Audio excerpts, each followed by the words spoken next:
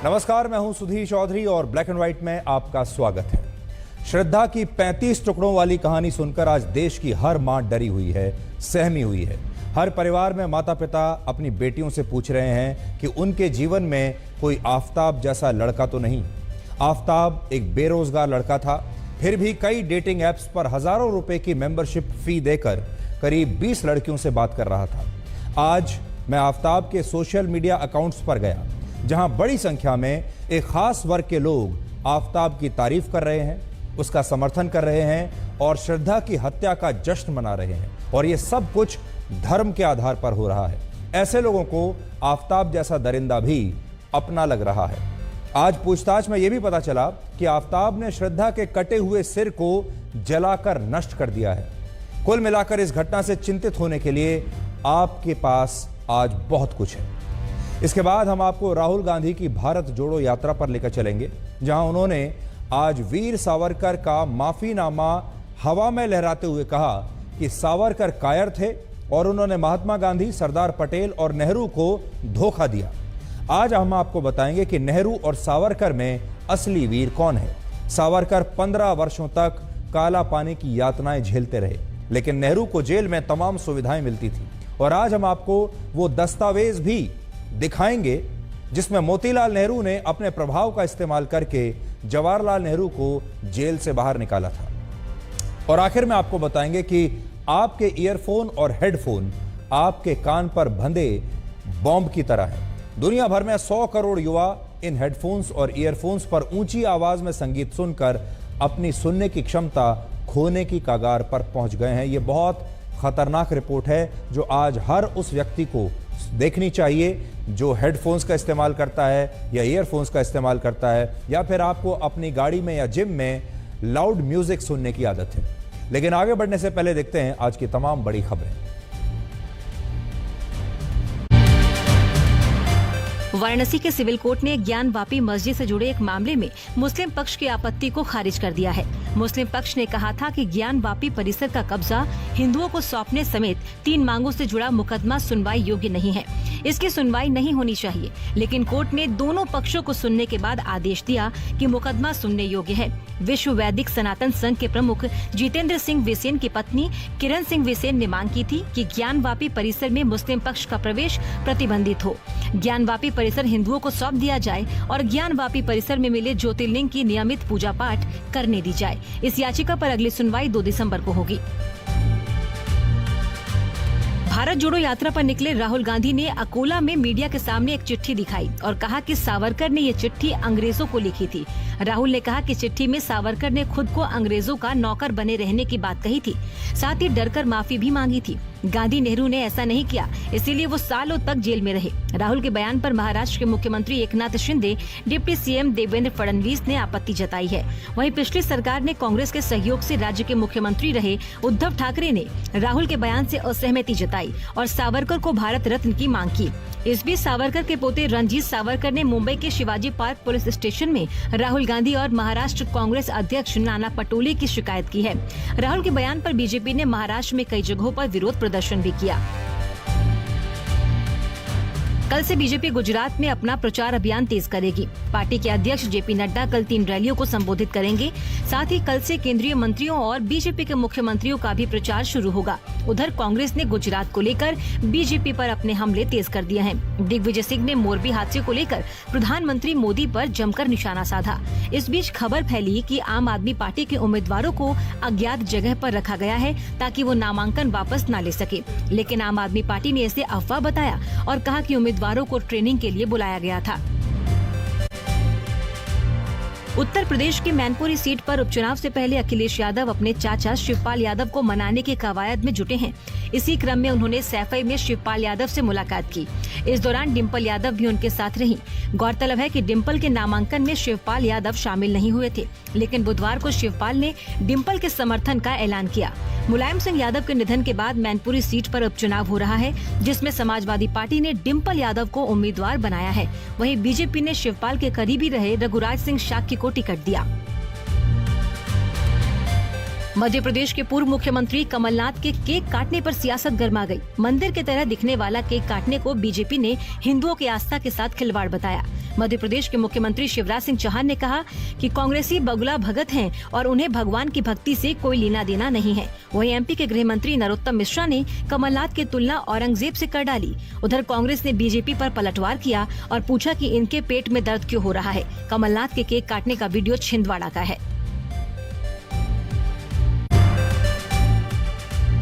अवैध खनन घोटाले में ईडी ने झारखंड के मुख्यमंत्री हेमंत सोरेन से रांची में पूछताछ की। पूछताछ से पहले हेमंत सोरेन ने ईडी, केंद्र सरकार और राज्यपाल पर निशाना साधा। उन्होंने अपने ऊपर लगे आरोपों को गलत बताया और कहा कि ऐसे समन भेजे जा रहे हैं जैसे मैं देश छोड़ने वाला हूं। सोरेन ने केंद्र सरकार को गिराने की साजिश रचने का आरोप लगाया। राज्यपाल को घेरते हुए उन्होंने कहा कि वो साजिश रचने वालों का साथ दे रहे हैं। सोरेन ने कहा कि 1000 करोड़ के घोटाले की जो बात आ रही है वो कहीं से भी संभव नहीं लगता। 1000 करोड़ के घोटाले का जिक्र आया है, इसका आधार कैसे बना ये समझ से परे है। बिहार के उद्योग मंत्री समीर महासेठ के घर और ऑफिस पर आयकर विभाग ने छापेमारी की। सूत्रों के मुताबिक आयकर विभाग साकार बिल्डर की तलाश कर रहा है।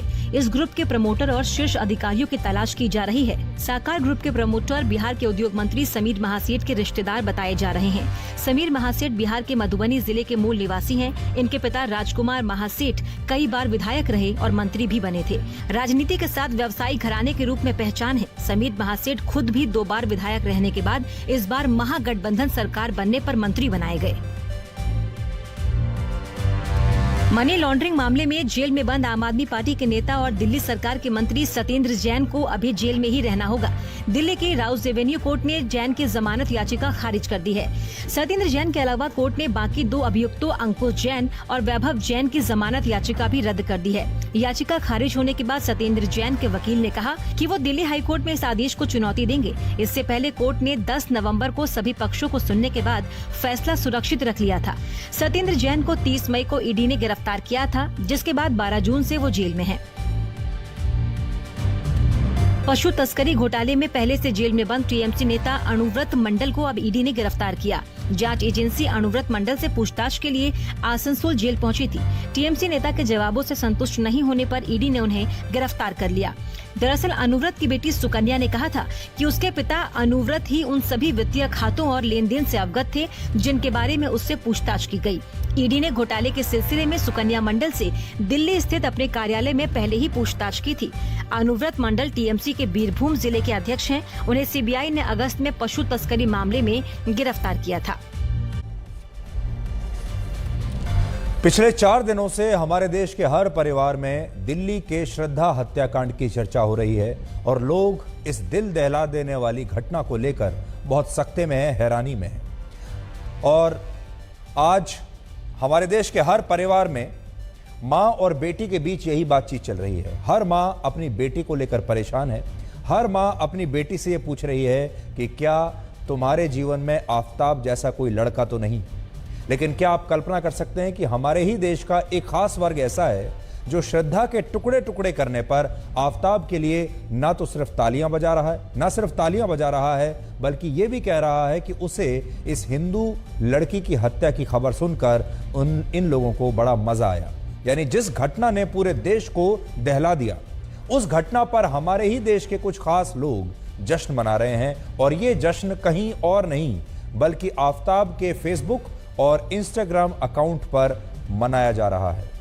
आज हमारी टीम ने आफताब के तमाम सोशल मीडिया अकाउंट्स की जांच की।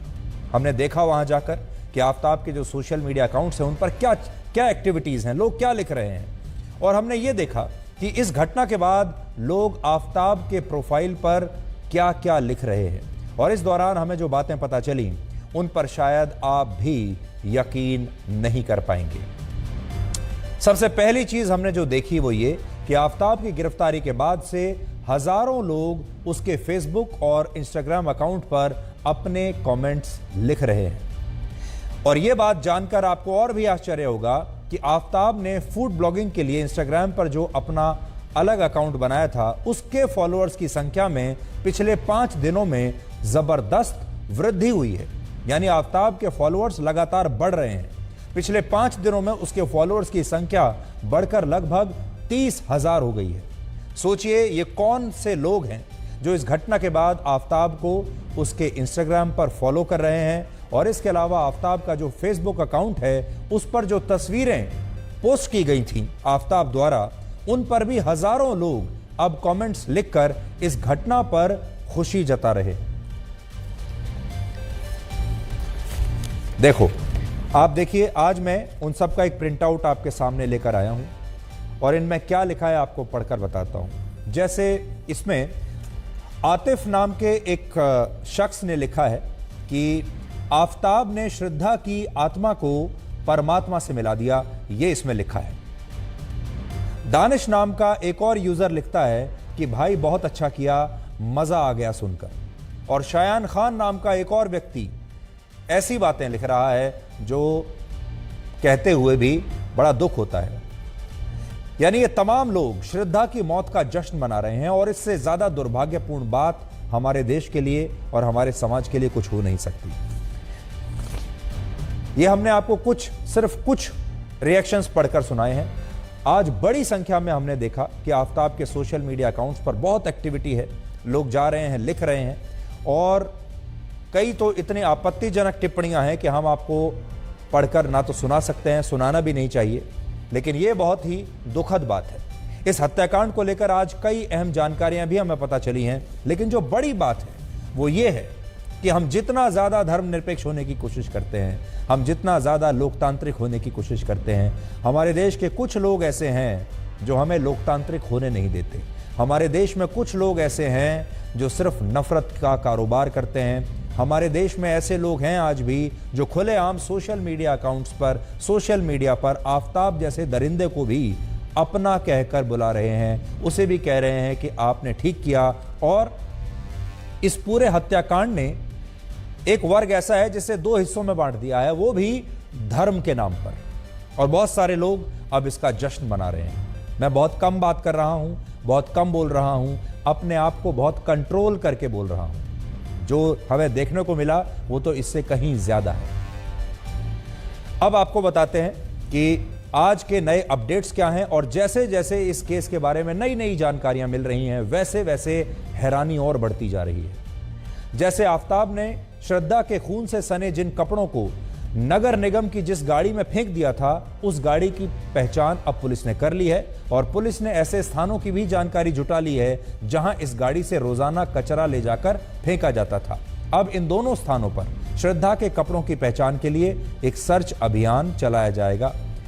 दिल्ली पुलिस की एक टीम आज फिर से उस जंगल में पहुंची जहां आफताब ने श्रद्धा की लाश के टुकड़े लगातार 18 दिनों तक फेंके थे, और पुलिस का कहना है कि उसे श्रद्धा की लाश के 13 से ज्यादा टुकड़े अब मिल चुके हैं, लेकिन पुलिस को सिर अब भी नहीं मिला है, और सिर का मिलना बड़ा जरूरी है। लेकिन बड़ी बात यह है कि आफताब ने पूछताछ में यह कबूल किया है कि उसने श्रद्धा के शव के टुकड़े करने के बाद उसकी पहचान छिपाने के लिए उसके चेहरे को, यानी उसके सिर को जला दिया है और जलाकर नष्ट कर दिया है। बड़ी बात यह है, इसलिए अब आस्था का सिर पुलिस को कभी नहीं मिलेगा, क्योंकि आफताब ने उसे जला दिया था, ऐसा आफताब ने आज बताया है। इसके अलावा दिल्ली पुलिस को अब तक श्रद्धा का मोबाइल फोन और हत्या में इस्तेमाल होने वाला हथियार नहीं मिला है, और पुलिस इनकी तलाश में इस समय भी लगातार काम कर रही है। एक और अपडेट यह है कि फोरेंसिक टीम को आफताब के फ्लैट में सिर्फ एक जगह खून के निशान मिले हैं, और वो जगह है किचन।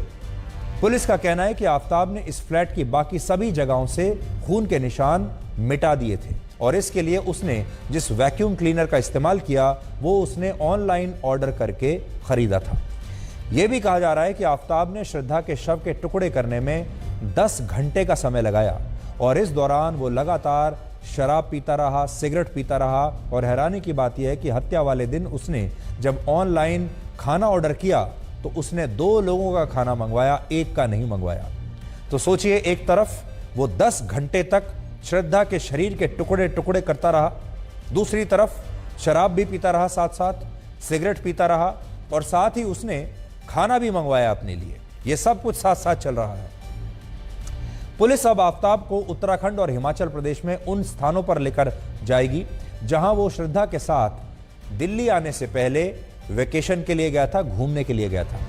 एक और अपडेट यह है कि पुलिस को आफताब का नार्को टेस्ट कराने की अदालत से मंजूरी मिल गई है, और आफताब ने भी इस टेस्ट के लिए अपनी सहमति दे दी है। इसके अलावा कोर्ट में आज वीडियो कॉन्फ्रेंसिंग के जरिए आफताब को पेश किया गया और उसे 5 दिन की पुलिस हिरासत में भेज दिया गया है। तो पुलिस के पास अभी 5 दिन और हैं उससे पूरी जानकारी निकलवाने के लिए, सारे सबूत इकट्ठा करने के लिए।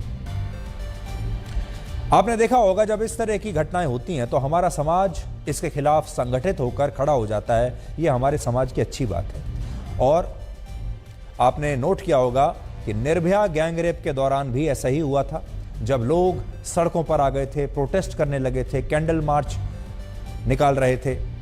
और ये वो लोग थे जिन्हें किसी ने कहा नहीं था आने के लिए, लोग स्वेच्छा से सड़कों पर उतर रहे थे। और तब हमें ऐसा लगा था कि जो निर्भया कांड हुआ है, इसके बाद हमारे देश में महिलाओं के खिलाफ होने वाले ऐसे मामले रुक जाएंगे, क्योंकि हमारा समाज जागृत हो चुका है। लेकिन ऐसा हुआ नहीं। थोड़े दिन की बात थी, थोड़े दिन टीवी वालों ने, मीडिया ने सब कुछ दिखाया, लोगों ने प्रोटेस्ट किए, थोड़े दिन लोगों को याद रहा और फिर हमारा समाज और हमारे लोग भूलते चले गए। इसके बाद देखिए आज क्या हुआ। आज अदालत में, आज जब दिल्ली की अदालत में इस मामले की सुनवाई हो रही थी, तब वहां वकीलों द्वारा विरोध प्रदर्शन किया गया और वकीलों ने आफताब के लिए फांसी की सजा की मांग की। आज ये तस्वीरें आपको देखनी चाहिए दिल्ली की, उसी अदालत की जहां पर आफताब का ये केस चल रहा है, सुनवाई चल रही है।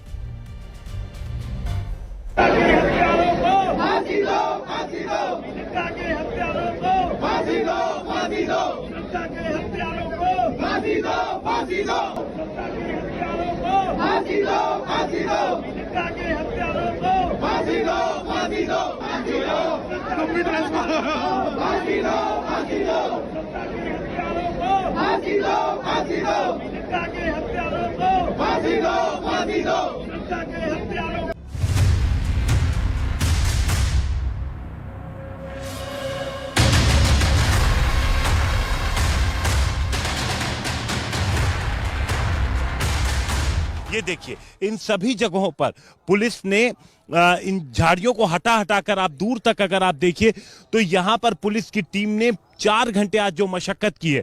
दरअसल पुलिस हर कीमत पे कोशिश कर रही है कि उसे एक तो श्रद्धा का सिर मिल जाए और दूसरा वो हथियार मिल जाए जिससे उसने शव के टुकड़े किए थे। और यही वजह है कि इस पूरे जंगल में लगातार वो काम कर रहे हैं। और इतना ही नहीं, एक टीम तो यहाँ पे लगी है और आज जो पुलिस की टीम पहुंची थी उनकी संख्या काफी ज्यादा थी। हत्या, गला दबाकर उसके बाद 35 टुकड़ों में अपनी ही गर्लफ्रेंड को काटना और उसके बाद इन्हीं जंगलों में, यहाँ देखिए आप, ये पीछे मेरे आप देख रहे हैं मेहरौली का यही जंगल जहां पर उसने इन टुकड़ों को फेंका। इसके अलावा आपको दिखाया कि आज जब पुलिस यहाँ पहुंची तो इसको भी यहाँ पे डिस्कवर किया गया कि यहाँ एक नाला भी है। आप देखिए, ये अगर आकर ये शख्स क्या पता गुमराह करने के लिए, हो सकता है शव के जो टुकड़े हैं वो यही फेंका हो, लेकिन अगर यहाँ फेंका है तो बड़ा मुश्किल है पुलिस के लिए उसे ढूंढ पाना, क्योंकि आप ये तस्वीरें भी आप देख रहे हैं। तो प्लानिंग है, वो प्लानिंग बहुत लंबी चली और अब वक्त भी देखिए बहुत ज्यादा हो चुका है इस पूरे हत्याकांड को अंजाम दिए हुए। उसको पूरा मौका मिल गया एक एक सबूतों को छिपाने के लिए, साफ करने के लिए, और इसीलिए मशक्कत भी अब पुलिस की जो है वो ज्यादा है, क्योंकि अब आपको तफ्तीश और तेजी से करनी होगी जब आपके पास बहुत सारी चीजें, जैसे सीसीटीवी तस्वीर अभी नहीं है आपके पास 6 महीने का, क्योंकि वक्त हो गया है। उसके साथ ही साथ वो हथियार भी पुलिस ने अभी तक बरामद नहीं किया और ना मोबाइल फोन बरामद हुआ। रात को 6 महीने से ज्यादा का वक्त हो चुका है, इसलिए ऐसे मामलों में ज्यादातर जो इंपॉर्टेंट होता है वो सर्कमस्टेंशियल एविडेंसेस होता है। पुलिस लोकेशन इस्टेब्लिश करती है, फिर लोकेशन पे आरोपी को इस्टेब्लिश करती है और उसके बाद कोर्ट में वो तमाम सबूत पेश करती है। इस मामले में भी पुलिस इसी तरीके से आगे चल रही है और यहाँ पर जो सबसे महत्वपूर्ण सबूत साबित हो सकता है, जिसका पुलिस को अभी फिलहाल इंतजार है, वो है डीएनए रिपोर्ट का, क्योंकि जो भी हड्डियां बरामद हुई हैं छतरपुर मेहरौली के जंगलों से, वो पुलिस ने पूरी रिकॉर्डिंग करवाई है कि किस तरीके से आफताब खुद पुलिस को लेकर के गया और उसने उन सभी जगहों की पहचान की और वहीं से पुलिस ने उन हड्डियों को बरामद किया। और आज उसी मेहरौली इलाके में जहां आफताब और श्रद्धा रहते थे, जहां यह हत्या हुई है, आज दिल्ली की जो जनता है वो सड़कों पर निकली। मेहरौली के इसी इलाके में श्रद्धा के लिए इंसाफ मांगने के लिए वहां पर एक प्रोटेस्ट मार्च निकाला गया है। उसी की तस्वीरें इस समय हम आपको दिखा रहे हैं।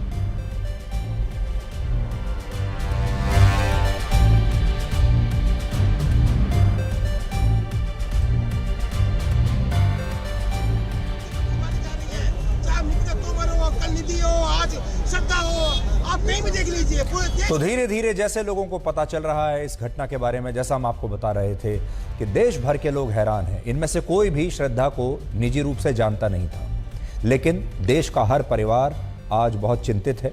देश के हर परिवार में, हर घर में इस हत्याकांड के बारे में बात हो रही है। खास तौर पर जो माएँ हैं वो अपनी बेटियों को लेकर बहुत चिंतित हैं।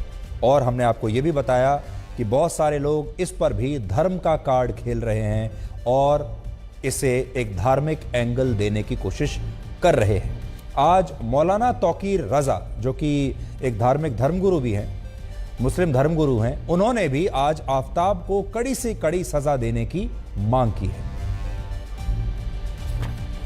जिनाकार की एक ही सजा है कि उसको जमीन में आधा गाड़ दो और पत्थरों से तब तक मारो जब तक उसकी मौत वाक़ई ना हो जाए।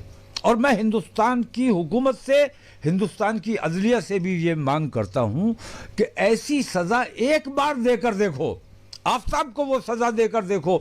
आफताब की कार्रवाई मुकम्मल करने के बाद, सजा तय होने के बाद आफताब को हमारे हवाले करो। हम उसको सरेआम सजा देना चाहते हैं क्योंकि वो हमारे देश का भी मुजरिम है और खास तौर से वो मुसलमानों का मुजरिम है। उसने मुसलमानों का सर झुकाने का काम किया है। एक बहुत बड़ा विषय है जिस पर अभी हम थोड़ी देर के बाद आएंगे, और वो विषय ये है कि आस्था के परिवार के बारे में तो आप सब ने जान लिया होगा। मीडिया भी आस्था के परिवार, आस्था के घर पर जाकर डेरा डालकर बैठा हुआ है, लेकिन क्या कोई ये जानने की कोशिश कर रहा है कि आफताब का परिवार कहाँ है? माफ़ कीजिएगा, मैंने आस्था कह दिया, मैं श्रद्धा की बात कर रहा था। श्रद्धा के परिवार के बारे में तो सब जानना चाहते हैं और सबने जान भी लिया, लेकिन आफताब का परिवार कहाँ है? आफताब का परिवार सामने क्यों नहीं आ रहा? और आफताब का परिवार आफताब के लिए माफ़ी क्यों नहीं मांग रहा? ये एक बहुत बड़ा सवाल है, इस पर हम लौटेंगे। लेकिन एक और मामला है। इस मामले में अब ऑनलाइन डेटिंग ऐप्स को लेकर भी बहुत सारी चौंकाने वाली नई नई जानकारियां आ रही हैं। आफताब से हुई पूछताछ के दौरान यह पता चला कि वो अलग अलग कंपनियों के 5 से 6 ऑनलाइन डेटिंग ऐप्स का इस्तेमाल करता था और हर डेटिंग ऐप पर उसकी अलग अलग लड़कियों से बातचीत होती थी। अलग अलग लड़कियों को दोस्त बनाता था अलग अलग ऐप्स पर जाकर। पुलिस को शक है कि आफताब इस तरह के ऐप्स के जरिए लगभग 20 लड़कियों के संपर्क में था, जिनमें से कुछ लड़कियों को वो इसी मकान में, इसी किराए के फ्लैट पर लेकर भी आया था। इससे भी ज्यादा हैरानी की बात यह है कि आफताब जब भी अपने मोबाइल फोन में कोई नया डेटिंग ऐप इंस्टॉल करता था, तब वो इसके लिए नए सिम कार्ड का इस्तेमाल करता था। यानी उसने इन डेटिंग ऐप्स पर जितने भी अकाउंट बनाए, उन सभी के लिए उसने जो नंबर यूज किया वो अलग अलग नंबर थे।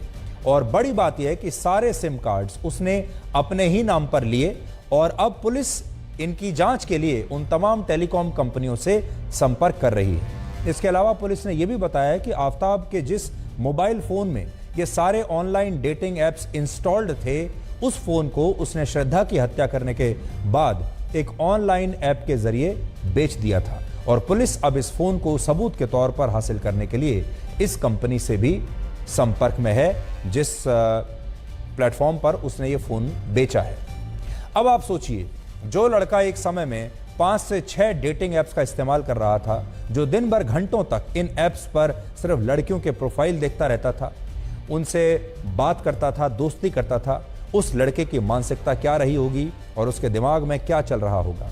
यहाँ एक बड़ा पॉइंट यह भी है कि इस तरह के ऐप्स पर जो सेवाएं, सर्विसेज होती हैं, वो मुफ्त में नहीं मिलती, बल्कि उसके लिए एक सब्सक्रिप्शन फीस देनी पड़ती है और वो 500 रुपए से लेकर 2500 रुपए तक कुछ भी हो सकती है। यानी इस हिसाब से देखें तो ये लड़का एक बड़ी रकम इन डेटिंग ऐप्स पर खर्च कर रहा था, और वो भी तब जब इस लड़के के पास कोई नौकरी नहीं थी। ये बहुत महत्वपूर्ण है।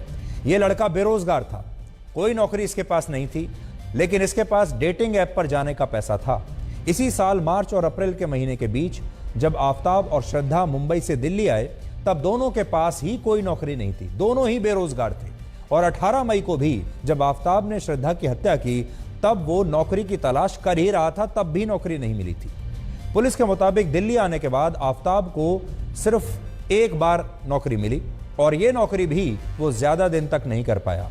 वो दिल्ली के पास गुरुग्राम के एक कॉल सेंटर में काम करने लगा और इस नौकरी को ज्वाइन करने के बाद जब आफताब ने बिना बताए लगातार 1 हफ्ते की छुट्टी ले ली तो यहां से भी उसे निकाल दिया गया। और इसके बाद आफताब के पास ना तो नौकरी थी और ना ही उसके पास कोई पैसा बचा और उसने श्रद्धा की हत्या करने के बाद उसके बैंक अकाउंट से भी 54,000 रुपए निकाले। सोचने वाली बात यह है कि जो लड़का इतनी सारी चीजों से गुजर रहा था, जिसके पास नौकरी नहीं है, वो लड़का एक साथ कई डेटिंग ऐप्स पर अपने अकाउंट्स बनाकर लड़कियों से बातें कर रहा था और उन्हें अपने उसी घर पर लेकर आता था जहां उसने श्रद्धा की लाश के टुकड़े टुकड़े करके फ्रिज में छिपा कर रखा था। और यह लड़का बेरोजगार है। वैसे सोशल मीडिया की तरह ऑनलाइन डेटिंग ऐप्स को लेकर भी हमारे देश में कोई स्पष्ट कानून नहीं है और यही वजह है कि आज इन ऐप्स का इस्तेमाल करने वाले हर 10 में से 9 यूजर्स ऐसे हैं जिनकी उम्र 16 से 25 साल के बीच है। इन लोगों के पास किसी और चीज के लिए भले ही पैसा ना हो, नौकरी भी ना हो, लेकिन ये डेटिंग ऐप्स पर अच्छा खासा पैसा भी लगाते हैं और अपना समय भी बिताते हैं और फिर ये शिकायत करते हैं कि इस देश में हमारे लिए नौकरी नहीं है। इसलिए आज हम आपसे यही कहेंगे कि आपको भी ये देखना चाहिए कि कहीं आपका बच्चा भी इन ऐप्स का इस्तेमाल तो नहीं कर रहा, आपके घर में जो लोग हैं, कहीं जो युवा हैं, वो इन ऐप्स का शिकार तो नहीं हो रहे। और बड़ी बात यह है आज जो हम आपसे बार बार ये कह रहे हैं कि बच्चों पर नजर रखिए। माँ और बेटियों के बीच तो इस घटना के बाद लगातार संवाद हो ही रहा है, लेकिन क्या आपको यह भी नहीं देखना चाहिए कि आपके घर में जो लड़का है वो क्या कर रहा है? लड़की पर तो हमारे समाज में हर बार नजर रखी जाती है, लड़की क्या कर रही है उस पर नजर रखी जाती है, लेकिन लड़का क्या कर रहा है उस पर कौन नजर रखेगा? इस समाज में जो आफताब जैसे लड़के हैं उन पर कौन लगाम लगाएगा, ये भी सोचने की बात है। आज महाराष्ट्र के पालघर में शिवसेना की एक नेता ने श्रद्धा के पिता से जाकर मुलाकात की और इस दौरान उन्होंने बताया कि आफताब पैसे के लिए श्रद्धा के साथ था और श्रद्धा के पिता का भी यही कहना है कि आफताब को ड्रग्स की आदत थी, यानी वो एक ड्रग एडिक्ट भी था। हालांकि यहां बड़ा सवाल यह भी है कि आज सारा मीडिया और हमारे देश के ज्यादातर नेता श्रद्धा के परिवार को ढूंढ रहे हैं और वो ये जानना चाहते हैं श्रद्धा का परिवार कहां रहता है, क्या करता है, लेकिन कोई भी आफताब के परिवार को नहीं ढूंढ रहा। आफताब का परिवार फरार है, किसी को नहीं पता वो कहां है। आपको याद होगा कल ही हमने आपको लखनऊ की भी एक घटना के बारे में बताया था जहां 21 साल के सूफियान ने धर्म परिवर्तन नहीं करने पर 19 साल की निधि गुप्ता को चौथी मंजिल से नीचे फेंककर उसकी हत्या कर दी थी। और अगर आप इन दोनों मामलों को ध्यान से देखेंगे तो बहुत सारी समानताएं हैं। पहली समानता तो ये है कि इन दोनों ही मामलों में इन लड़कों के माता पिता ने उनका विरोध करने की बजाय, उन्हें समझाने की बजाय उनका समर्थन किया और कहा कि हमारे लड़के बिल्कुल ठीक काम कर रहे हैं। आफताब ने जिस विभत्स तरीके से श्रद्धा की हत्या की, उसकी लाश को 35 टुकड़ों में काट दिया, उसके बाद उसके परिवार को सबके सामने आकर उसके इस अपराध का विरोध करना चाहिए था और कहना चाहिए था कि वो इस अपराध में अपने बेटे के साथ नहीं है और उनके बेटे को सजा मिलनी चाहिए। लेकिन उन्होंने आफताब का न सिर्फ साथ दिया है अभी तक, बल्कि ये पूरा मामला सामने आने से पहले ही वो मुंबई में अपने घर पर ताला लगाकर वहां से फरार हो गए। सोचिए आज अगर आफताब के माता पिता खुद उसके अपराध के लिए उसे सजा दिलाने की मांग करते तो इससे समाज में कितना बड़ा संदेश जाता। आफताब की तरह सूफियान के माता पिता ने भी उसका कोई विरोध नहीं किया, बल्कि सूफियान के माता पिता तो ये कह रहे थे कि अगर उनका लड़का निधि गुप्ता से शादी करना चाहता है और उसका इसके लिए निधि का धर्म परिवर्तन करना चाहता है तो इसमें गलत क्या है। यानी इन दोनों ही मामलों में आरोपियों के माता पिता ने उनका समर्थन करके समाज के सामने एक गलत मिसाल पेश की और इससे पता चलता है कि इन दोनों लड़कों की परवरिश किन हालात में हुई है, किन संस्कारों के साथ हुई है। जब से ये सारी खबरें आई हैं तब से हमारे देश की जो माएँ हैं वो अपनी बेटियों को लेकर बहुत चिंतित हैं और वो उनसे लगातार पूछ रही हैं कि आपकी ज़िंदगी में कुछ ऐसा तो नहीं चल रहा। लेकिन हमारा सवाल ये है, क्या ये समस्या सिर्फ लड़कियों की है? क्या सिर्फ लड़कियों के परिवारों को ही चिंतित होने की आवश्यकता है? हमारे देश के लोग आज भी लड़कियों को लेकर ही चिंतित हैं, लेकिन कोई भी लड़कों से सवाल नहीं कर रहा, ना ही उनसे ये पूछ रहा है कि वो दिन भर कहाँ रहते हैं, रात भर कहाँ जाते हैं, क्या करते हैं, उनके दोस्त कौन हैं, वो कहाँ पैसा खर्च कर रहे हैं, किस डेटिंग ऐप पर अपना समय बर्बाद